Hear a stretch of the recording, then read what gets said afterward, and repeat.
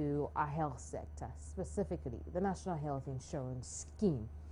And you may have heard that the Auditor General has uncovered financial malfeasance totaling millions of Ghana cedis at the National Health Insurance Authority in its 2012 reports. The reports, which relates to the audited accounts of the National Health Insurance Authority for the period of 1st January to 2008 to 31st December 2009, noted in part that an amount of 158,526 purported to have been transferred by the National Health Insurance Authority to the Nanomba North Mutual Health Scheme could not be traced to the bank statement of the scheme.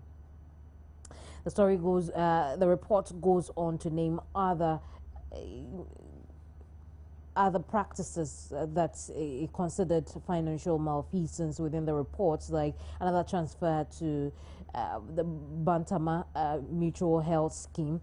But engaging the Chief Executive Officer of the National Health Insurance Authority, Sylvester Mensah, on Joy FM Monday, on Top Story, Evans Mensah, in an interview with him, Sylvester Mensah maintained the year under review, 2008 and 2009, was the era of the New Patriotic Party government, though the party was in office or was out of office in January 2009.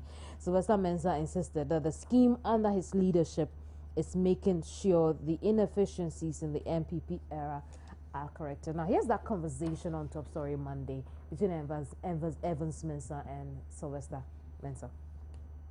Let me start by putting this whole discussion in its right perspective.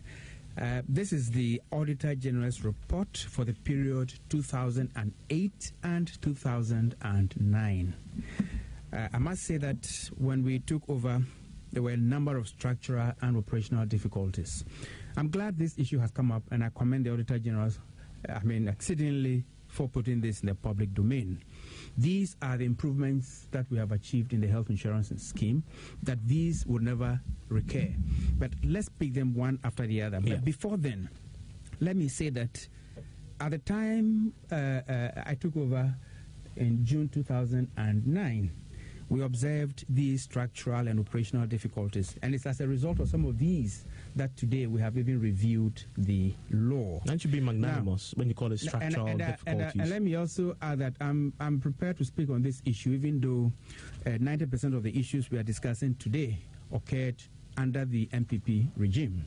But then that is not the issue. The issue is that this is a public institution, and some findings have been thrown out there that require some... Let's deal with them. Now, I must also add that the authority, or the scheme for that matter, also had a number of competency gaps right from the authority down to the schemes.